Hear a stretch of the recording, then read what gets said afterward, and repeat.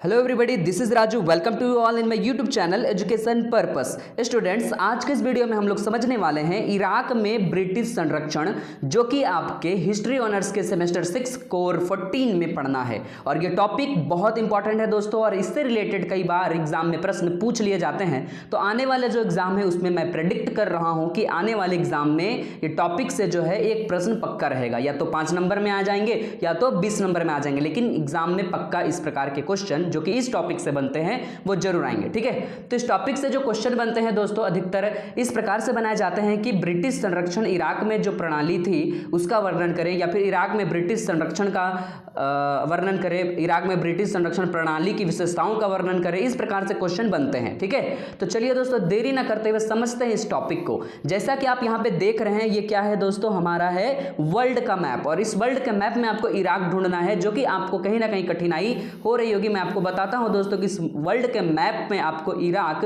किस जगह पे दिखेगा। इस जगह पे अगर आप ध्यान से देख रहे होंगे तो यहां पे इराक दिख रहा होगा। कोई बात नहीं दोस्तों, आपको स्पष्ट रूप से मैं आपको नीचे दिखाऊंगा कि इराक है कहां पे। ठीक है, अलग से मैं इसके पड़ोसी देश के बारे में मैं बताऊंगा। तो सबसे पहले लिख रहे हैं आपको क्या, भूमिका। क्या लिखना है दोस्तों, भूमिका। अब भूमिका में आप क्या लिखिएगा कि इराक जो था, इराक, ठीक है, इराक जो है अभी भी है, ठीक है, तो उसके उत्तर में, जैसा कि आपको पता होना चाहिए कि इधर पूरब होते हैं, इधर पश्चिम होता है, ऊपर उत्तर और नीचे दक्षिण होते हैं। ठीक है, तो उसके उत्तर में यानी ऊपर की ओर यदि देखेंगे तो क्या है, तुर्की है। क्या है, तुर्की है। और पश्चिम की ओर सीरिया और जोर्डान है। पश्चिम की ओर सीरिया और जोर्डान है। दक्षिण में सऊदी अरब और दक्षिण पूर्व में कुवैत और फारस की खाड़ी है। और ठीक इसके पूर्व में ईरान है। इन सभी देशों के पूर्व में क्या है, ईरान है। क्या है, ईरान। इसी चीज को आप पढ़ने वाले हैं। और इस ईरान की राजधानी क्या है दोस्तों, बगदाद। ठीक है, जिसकी राजधानी क्या थी, बगदाद। और जो है दोस्तों यहाँ की जो पारंपरिक, यहाँ की जो सरकारी भाषा है या सरकारी धर्म है वो क्या है, इस्लाम। ठीक है, तो अब देखिए यहाँ पे मैं आपको अलग से जो है सेपरेटली ईरान का मैप और इसके पड़ोसी जो देश मैंने अभी आपको बताए थे, ठीक है, जो इसके सटे हुए देश है उसके बारे में समझते हैं। ठीक है, तो देखिए दोस्तों ये है आपका येलो कलर में ईरान। और ठीक ईरान के पूर्व में मैंने आपको बताया था तुर्की था, पूर्व में तुर्की है। पश्चिम में मैंने आपको बताया था सीरिया और जोर्डान है, सीरिया और जोर्डान है। ठीक है दोस्तों, और ठीक इसके अगर नीचे की ओर जाते हैं तो सऊदी अरब भी मैंने बताया था, कुवैत जो कि यहाँ पे है, इस जगह पे आपको दिख रहा होगा। उसके बाद जो है दोस्तों फारस की खाड़ी, इस जगह को फारस की खाड़ी कहते हैं। ठीक है, जो फारस की खाड़ी का छोटा सा भाग इस जगह पे है। तो इस प्रकार से पूरब की ओर कौन है, ईरान। और इसी ईरान की कहानी आप इसमें समझने वाले हैं। ठीक है, तो क्या थी कहानी दोस्तों, चलिए समझते हैं। भूमिका आपको समझ में आया, भूमिका आपको लिखना है। भूमिका की जगह में आप लिख सकते हैं कि ईरान की जो वास्तविक स्थिति है या भौगोलिक स्थिति है वो, ठीक है, या राजनीतिक स्थिति। अब देखिए सन 1927 में ऑटोमन साम्राज्य के बारे में मैंने आपको समझा दिया है, जिसको जो है तुर्की साम्राज्य के नाम से भी जाना जाता है। तुर्की साम्राज्य जो इसका न्यू नेम है, ठीक है, जिसके बारे में मैंने आपको समझाया है कई बार। पीछे वीडियोस जो है मैंने आपको बताया है, सभी के वीडियोस। यदि आपको इन वीडियोस को देखना है दोस्तों तो आप क्या करें, इन सभी वीडियोस को आप देख सकते हैं हमारे डिस्क्रिप्शन बॉक्स में जाकर। डिस्क्रिप्शन बॉक्स में जाए, डायरेक्ट लिंक वहां पे आपको मिल जाएगा, आप डायरेक्ट वहां से वीडियो प्राप्त कर सकते हैं। ठीक है, साथ ही साथ वीडियोस के पीडीएफ भी आपको उपलब्ध करवाए गए हैं। कुछ पीडीएफ जो है आपको उपलब्ध नहीं करवाए गए हैं, कुछ दिनों बाद जो है दोस्तों उसको एडिट सेक्शन में जाके पीडीएफ उपलब्ध करवा दिया जाएगा, ये मेरा प्रॉमिस है। तो देखिए दोस्तों, जब प्रथम विश्व युद्ध का समय था तब तुर्की क्या कर रहा था, धुरी राष्ट्र का साथ दिया। तुर्की ने क्या किया, धुरी राष्ट्र का साथ दिया। 1914 में हमारा क्या हुआ था, प्रथम विश्व युद्ध की शुरुआत हुई थी ना। और ठीक उसी क्रम में 1915 में ब्रिटिश सेनाओं ने, ब्रिटेन के लोगों ने इराक पर अधिकार कर लिया। किसके ऊपर अधिकार कर लिया, इराक पर अधिकार कर लिया। अंग्रेजों ने इराक पर अधिकार कर लिया और 1960 में एक संधि कर ली। फ्रांस और ब्रिटेन के बीच एक संधि हुई। 1916 में फ्रांस और ब्रिटेन के बीच एक संधि हुई। सिंपल सी बात है कि ऑटोमन साम्राज्य तुर्की साम्राज्य का भाग था। प्रथम विश्व युद्ध में तुर्की धुरी राष्ट्र मिल गया। 1915 में ब्रिटिश सेना इराक को कब्जा में कर लिया और 1916 में ब्रिटेन और फ्रांस के बीच संधि हो गई और इस प्रकार से तुर्की को 2 भाग में बांट दिया गया। ठीक है, अब ब्रिटेन के कब्जे में जो आया वो देखिए, सीरिया, लेबानन और इराक के कुछ क्षेत्र जो है ब्रिटेन के कब्जे में आए और बगदाद और इराक के कुछ क्षेत्र जो बच गए थे वो किसके कब्जे में आए, ब्रिटेन के कब्जे में आए। एक सेकंड दोस्तों, इससे पहले के जो क्षेत्र थे वो फ्रांस के कब्जे में आएंगे। किसके कब्जे में आएंगे, फ्रांस के कब्जे में आएंगे। ठीक है, ये चीज आप ध्यान दीजिएगा। अब 1918 का वक्त आया जब ये युद्ध समाप्त होने के कगार में था। युद्ध की समाप्ति हो गई और युद्ध की समाप्ति के समय जो है घोषणा की गई थी, यदि युद्ध समाप्त हो जाएगा तो इराक के ऊपर जो आक्रमण किया गया है, इराक को जो लूटा गया है, उसको जो है क्या कर दिया जाएगा, स्वतंत्र कर दिया जाएगा। लेकिन जो है इराक को स्वतंत्र नहीं किया गया, जबकि धुरी राष्ट्र ने क्या किया, इराक को अपना गुलाम बनाने का सोच लिया और गुलाम के जंजीरों में जकड़ने का प्रयास किया गया। और इस प्रकार से जब ये सारी स्थिति उत्पन्न हो रही थी कि इराक के ऊपर जो है ऐसा स्थिति आ गया, तब यहाँ क्या किया गया, 1920 में राष्ट्र संघ ने, ठीक है, राष्ट्र संघ के बारे में भी मैंने आपको बताया है कि 1920 में राष्ट्र संघ ने क्या किया, इराक को ब्रिटिश संरक्षण में दे दिया। ब्रिटिश संरक्षण में मतलब कि अब जो है ये ब्रिटिश के अंडर रहेगी, ब्रिटिश जैसा चाहेगी वैसा काम करेगी।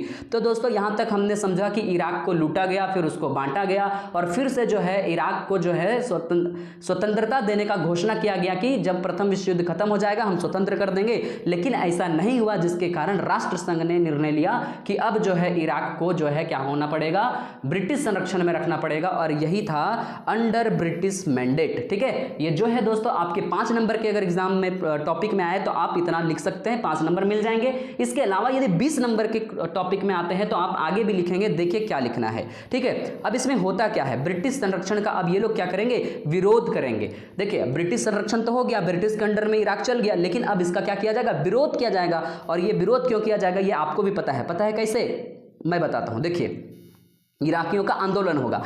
ब्रिटिश संरक्षण से इराक के लोगों में काफ़ी असंतोष पैदा हुआ। वह इसलिए पैदा हुआ क्योंकि युद्ध काल में यहाँ के लोगों को स्वशासन के अधिकार का वादा किया गया था कि इन्हें स्वतंत्र कर दिया जाएगा, हम ऐसा वादा करते हैं। परंतु मित्र राष्ट्र ने ऐसा वादा नहीं किया, ये तो आप पहले ही समझे थे भूमिका में, है ना। तो बस वही टॉपिक को इसमें लिख देना है कि स्वतंत्रता प्रदान करनी चाहिए, लेकिन स्वतंत्रता प्रदान नहीं किया गया, जिसके कारण यहाँ के राष्ट्रवादियों ने एक बड़ा पैमाना पर जो है आंदोलन कर दिया ताकि जो है इराक को जल्द ही जल्द क्या कर दिया जाए, स्वतंत्रता प्रदान किया जाए और उसे सीरिया में शामिल कर दिया जाए। लेकिन जो है धुरी राष्ट्र इसको भूल चुका था और जो है अब धुरी राष्ट्र इसको जो है अपने जंजीर में जकड़ना चाहता था, जिसके कारण ये लोग विरोध कर दिए। अब इस विरोध के दरमियान क्या क्या चीजें घटती है वो समझेंगे। ठीक है, जो घटित घटनाएं हैं, तो इसका विरोध जो है यहाँ के इराकियों ने किया।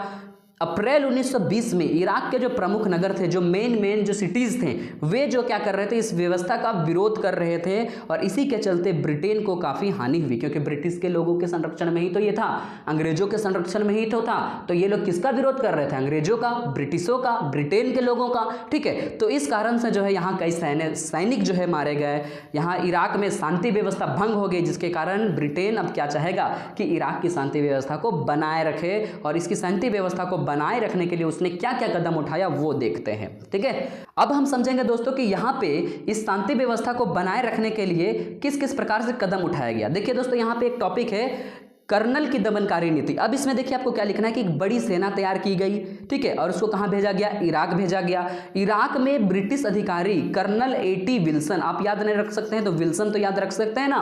ठीक है, तो विल्सन जो क्या करता है, वो दमनकारी नीति लाता है और बहुत ही निष्ठुरता के साथ क्या करता है, यहाँ के लोगों को, यहाँ के देशभक्तों को क्या कर देता है, मारना चालू करता है। अब जो है इराक में मैंडेट के खिलाफ जो आवाज उठने लगे थे, यहाँ भयंकर विद्रोह होने लगा था और विद्रोह को दबाने के लिए कई सारे सैनिक टुकड़ी मंगाए गए और लास्ट में कर्नल ने क्या किया, यहाँ के लोगों को मार दिया। और बाद में क्या होता है, कर्नल विल्सन के जगह पे जो है दोस्तों पर्सी कॉकस को लाया जाता है, ये यहाँ के कमिश्नर बनते हैं और वो भी यहाँ पे कहीं ना कहीं इस प्रकार से कार्य करते हैं कि यहाँ के लोगों को समस्याओं से दूर किया जाए, परंतु यहाँ के लोग जो है क्या करते हैं, इसका विरोध करते रहते हैं। और इस प्रकार से जो है दोस्तों आप इराक में जो ब्रिटिश संरक्षण है, इराक में जो ब्रिटिश मैंडेट है, वो आप समझ चुके हैं। यहीं तक 5 नंबर के क्वेश्चन को यदि आप और बढ़ाना चाहते हैं, वर्ड लिमिट बढ़ाना चाहते हैं, तो इससे ज़्यादा काफ़ी आपको 5 नंबर के क्वेश्चन में बिल्कुल नहीं लिखना है। लेकिन 20 नंबर का क्वेश्चन है, तो इसी के लिए मैं आगे आपको बता रहा हूँ कि आपको आगे क्या लिखना है। अब देखिए दोस्तों, इसकी समस्याओं को, इराक की समस्याओं को दूर करने के लिए अब यहाँ पे नया राजा को चुना जाता है। ठीक है, अब राजा कौन बनेगा, यहाँ का फैजल। कौन बनेगा, फैजल बनेगा। इराक की जो बिगड़ती हुई स्थिति थी दोस्तों, उसको देखकर क्या होता है, ब्रिटिश सरकार ने शरीफ हुसैन का बेटा, क्या शरीफ हुसैन का बेटा जो कौन था, फैजल था, वो इराक की गद्दी पर बैठने के लिए उसको आमंत्रित किया गया। वास्तव में ये कहाँ था पहले, वास्तव में ये सीरिया में रहता था, लेकिन 1920 में इसको सीरिया से क्या कर दिया गया था, निकाल दिया गया था, और अंततः 1921 में ये इराक की गद्दी पर बैठता है। कौन, फैजल, यानी कि फैजल अब यहाँ का क्या बनेगा, राजा बनेगा, शासक बनेगा। तो अभी तक हमने क्या समझा दोस्तों, अभी तक हमने समझा कि इराक को कैसे लूटा गया, इराक पर कैसे आक्रमण हुआ, फिर इराक को स्वतंत्र करने की क्या की गई, वादा की गई, फिर स्वतंत्र नहीं हुआ, इराक के लोगों ने इसका विरोध किया, और इस प्रकार से विरोध प्रदर्शन करते करते करते करते अंततः यहाँ पे कई कमिश्नर चेंजिंग हुए, और यहाँ के समस्याओं को सुलझाने के लिए यहाँ एक नया राजा लाया गया जिसका नाम था फैजल। फैजल किसका बेटा था, शरीफ हुसैन का बेटा था। और फैजल कब यहाँ का राजा बना, 1921 ईस्वी में यहाँ का शासक बना। ये याद रखिएगा, एक नंबर के क्वेश्चन के लिए वेरी वेरी इंपॉर्टेंट है। यहां तक समझ में आया, कोई डाउट? चलो दोस्तों, कोई डाउट नहीं, यदि डाउट है तो कमेंट बॉक्स क्यों है दोस्तों, कमेंट बॉक्स आप ही के लिए तो है, डाउट क्लियर करने के लिए हम बैठे हैं। आप अपना डाउट जो है जितना मर्जी उतना फेंक दें, हम सारे डाउट को क्लियर करने के लिए बैठे हुए हैं, ठीक है। अगला आप लिखेंगे फैजल के समय इराक के शासन का स्वरूप। अब फैजल यहाँ पे शासक बना तो यहाँ पे शासन व्यवस्था कैसे चलेगी उसको समझते हैं, ठीक है। तो पॉइंट वाइज समझेंगे। नंबर 1 कि फैजल जो है इराक का राजा तो बना दिया गया, लेकिन सबसे बड़ी दिक्कत थी दोस्तों कि कोई भी निर्णय यदि ये लेगा तो किसके अंडर में लेगा, यहाँ के जो कमिश्नर होंगे उसके अंडर में उनसे राय लेगा पहले, उसके बाद जो है ये क्या करेगा, निर्णय लेगा कि हमें क्या करना है, ठीक है। तो ये कमिश्नर कौन होते थे, ब्रिटिश ही तो होते थे। तो देखिए, राजा तो बना दिया, लेकिन राजा को चला कौन रहा है, आखिर ब्रिटिश ही तो चला रहे हैं भाई। तो बस वही था कि ब्रिटिश का अधिकार अभी भी यहाँ पे है। देखिए, इराक के शासन संबंधी जितने भी उच्च पद होंगे वहां पे कौन तैयार होगा, कौन तैनात होगा, अंग्रेज होंगे। तो अभी भी अंग्रेज ही यहाँ पे अपने जो है दबदबा बनाए हुए हैं। शासन के देख रेख के लिए राष्ट्रसभा चुनी गई, और राष्ट्रसभा में 100 सदस्य होंगे, और सभी के सभी 100 सदस्य किसके होंगे, अंग्रेजों के होंगे। यही क्या करेंगे, शासन व्यवस्था चलाएंगे। राजा को शासन कार्य में सहायता देने के लिए एक मंत्री परिषद का निर्माण किया गया, लेकिन इसमें क्या था कि जो मंत्री परिषद बनाई गई थी शासन चलाने में जो मदद करेगी, जैसे मंत्री लोग कैसे होता है, राजा के यहाँ मंत्रीगण होते हैं, तो मंत्री परिषद बनाएंगे, और ये मंत्री परिषद क्या करेंगे, मंत्री परिषद कौन होंगे, इसके सदस्य होंगे, इराक के ही लोग होंगे, ठीक है। तो ये सबसे अच्छी बात थी। उसके बाद है दोस्तों, यह भी कहा गया कि इराक की जो विदेश नीति होगी और आर्थिक नीति होगी, यदि उस पर पूरा नियंत्रण होगा तो किसका होगा, ब्रिटिशों का होगा। तो इस प्रकार से हम कह सकते हैं दोस्तों कि इस प्रकार से कहीं ना कहीं किसके ऊपर दबदबा बनाया गया, इराक के ऊपर, किसके द्वारा, ब्रिटिशों के द्वारा, ठीक है। अब हम लोग समझेंगे इराक ब्रिटिश संबंध, आखिर इन लोगों के बीच का जो रिलेशन था वो कैसे बरकरार रहा। रिलेशन तो आपने पहले ही देख लिया कि एकदम फूट पैदा हो गया था, लड़ाई झगड़े वाली स्थिति हो गई थी, यही तो आपने देखा ना। लेकिन लड़ाई झगड़े को खत्म करने के लिए इतिहास के कालक्रम में आपने से देखा होगा, समझा होगा कि कई सारी संधियां होती हैं, कई सारे शर्त होते हैं। तो अब जो है शर्तें आएंगी उसको समझेंगे, ठीक है। 1922 ईस्वी में भयानक विद्रोह हुआ, ये आपको समझ में आना चाहिए क्योंकि फैजल यहाँ पे आया था, ठीक है। अब फैजल 21 में आया था, फिर उसका विरोध होगा क्योंकि यहाँ तो फैजल आया था, यहाँ लाया तो गया, लेकिन ब्रिटिश शासन क्या कर रही थी, शासन व्यवस्था चला रही थी। तो ये यहाँ के देशभक्त क्या चाहते थे, यहाँ के देशभक्त स्वतंत्र होना चाहते थे। तो जाहिर सी बात है ये क्या करेंगे, विद्रोह करेंगे। अब विद्रोह की भावना से बचने के लिए इराक के प्रति नया नया नियम जो है ब्रिटेन लाएगी, ब्रिटिश लाएगी, और हर कीमत पर जो है ये यहाँ पे अपना शासन व्यवस्था चलाने का कोशिश करेगी। क्यों? क्योंकि यहाँ का तेल जो है उसके लिए बहुत ज्यादा इंपॉर्टेंट था, ठीक है दोस्तों। अब हम लोग देखेंगे कि इराक और अंग्रेजों के बीच, इराक और ब्रिटिशों के बीच, इराक और कह सकते हैं ब्रिटेन के लोगों के बीच सब एक ही चीज है, ठीक है। आंग्ल बोलेंगे अंग्रेजों को, ठीक है, और इराकी तो इराक के लोगों को, ठीक है। तो इनके बीच कौन कौन सी संधि होती है, ठीक है, क्योंकि अभी हमने देखा ना जिस तरीका से व्यवस्था जो है गड़बड़ा रही थी, तो यहाँ संधि लाई गई, शर्त लाई गई, उसी शर्त को तो पढ़ेंगे। तो शर्त जो है कब कब हुई वो आप पहले समझ लिए। शर्त जो हुई थी दोस्तों 1922 में हुई थी, 1926 में हुई थी, 1927 में हुई थी और 1930 में हुई थी, क्लियर। तो 1922 की संधि में क्या क्या चीजें थी उसको जो है आप यहां पे देख लीजिए, स्क्रीनशॉट ले सकते हैं आप, ठीक है। इराक पर ब्रिटेन ने अपना प्रभुत्व कायम कर लिया, सबसे बड़ी चीज। अब ब्रिटिश सरकार को यह अधिकार मिल गया कि जो भी परामर्शदाता होंगे, ठीक है, इराकी शासन के संबंध में परामर्श देने के लिए उन्होंने नियुक्त करना चालू कर दिया, ठीक है। इसके अलावा सेना में ब्रिटिश अफसर ही शामिल होंगे, ब्रिटिश अफसर जो है, इराक की सेना जो है ब्रिटिश अफसर की क्या करेगी, हेल्प करेगी, ये सारी चीजें थे। ये जो संधि हुई थी 20 साल के लिए हुई थी, परंतु इसको लास्ट में घटाकर 4 वर्ष के लिए कर दिया गया। तो इस प्रकार से हम कह सकते हैं कि ब्रिटिश का पूरा नियंत्रण इराक पर हो गया था, क्योंकि जितने भी नीति थे सब किसके पक्ष में थे, ब्रिटिशों के पक्ष में थे। और फिर इसका विरोध होगा, और इसका विरोध होने के बाद 1926 में फिर से संधि होगी। तो चलिए समझते हैं 1926 की संधि में क्या हुआ।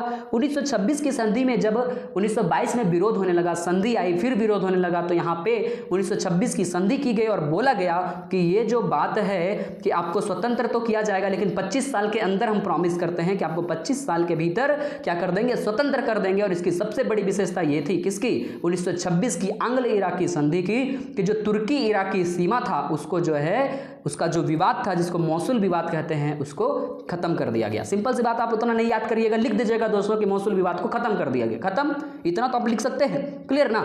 अब 1927 की संधि में क्या हुआ, 1927 की संधि ये तीसरी आंग्ल इराकी संधि थी और इस संधि में ये आश्वासन पूरा तरीका से दिया गया कि शांति व्यवस्था जो भंग हुई है यहाँ पे उसको जो है फिर से बनाएंगे, फिर से कायम करेंगे और इराक को राष्ट्र संघ की सदस्यता दिलाने में भी मदद करेंगे। पहले तो ये कहा गया कि स्वतंत्रता दिलाएंगे, लेकिन अब कहा कि स्वतंत्रता के साथ साथ राष्ट्र संघ का सदस्य भी बनाएंगे आपको और उसका हेल्प करेंगे। और 1930 में फिर से संधि होती है, ठीक है। तो हवाई अड्डे का निर्माण करने का जो है ये किसके लिए किया जाएगा, ब्रिटिश अपने फायदे के लिए अलग अलग जगह पर हवाई अड्डे का निर्माण कर रहे थे।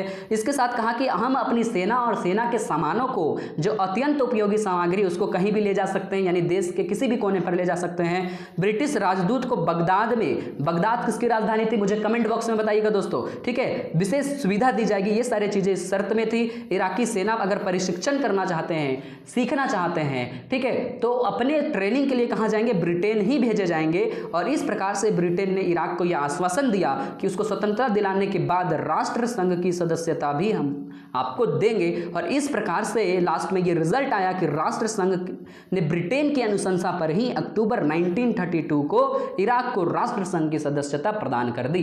तो यहां हमने देखा दोस्तों कि किस प्रकार से इराक को लूटा गया, किस प्रकार से इराक में जो है इन लोगों ने जो है आश्वासन दिया, किस प्रकार से इराक के आश्वासन को तोड़ा और फिर किस प्रकार से यहाँ पे फैजल आया, फैजल आने के बाद कैसे विद्रोह हुए और किस प्रकार से संधियां हुई। तो दोस्तों इतना ही था इस वीडियो में। ये टॉपिक आपके लिए बेहद इंपॉर्टेंट है, आपको इसका इंपॉर्टेंस तभी पता चलेगा जब आप एग्जाम में बैठोगे और एग्जाम में बैठने के बाद जब क्वेश्चन पेपर को पकड़ोगे और ये क्वेश्चन जो है आपको उस क्वेश्चन के लिस्ट में कहीं ना कहीं जो है आपको दिखेगा, तब कहोगे कि सर सही मायने में आप जो क्वेश्चन कहते हैं वो क्वेश्चन हमारे एग्जाम में आता है, ये गारंटी है दोस्तों, ठीक है। तो मिलते हैं आगे के वीडियो में, तब तक के लिए बाय, अपना ख्याल रखिएगा।